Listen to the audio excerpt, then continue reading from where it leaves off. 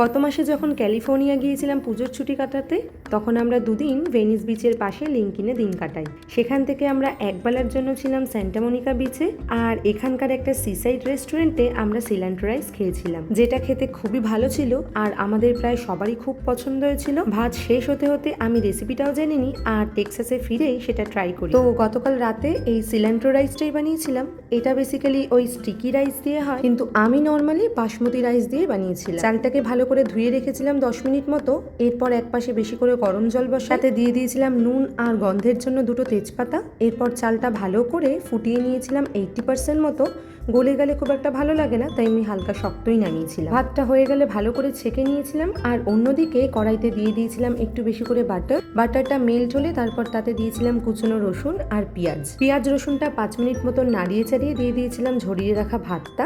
আর এই ভাতটা ভালো করে বাটারের সাথে মিশিয়ে নেওয়ার পর দিয়েছিলাম তাতে বেশি করে গোলমরিচ গুঁড়ো আর বেশি করে কুচিয়ে রাখা ধনেপাতা। এরপর ধনেপাতাটা ভালো করে ভাতের সাথে মিশে গেলে দিয়ে দিতে হবে স্বাদ মতন লবণ আর লেবু রস দিয়ে নাড়িয়ে গ্যাসের ফ্লেমটা অফ করে 5 মিনিট ঢাকা দিয়ে রাখতে হবে। এটা আমেরিকানরা বেসিক্যালি সাইড ডিশ হিসাবে খায়, কিন্তু আমাদের এটাই ছিল মেইন কোর্স। আর সাইড ডিশ হিসাবে রেখেছিলাম এখানকার জনপ্রিয় গার্লিক বাটার স্যামন। আর এই ভিডিওটা এখানেই শেষ করলাম। দেখা হবে পরের কোনো ভিডিওতে। ততক্ষণ সবাই সাবধানে থাকবেন, আর ভিডিওটা ভালো লাগলে অবশ্যই লাইক কমেন্ট শেয়ার করে দেবেন।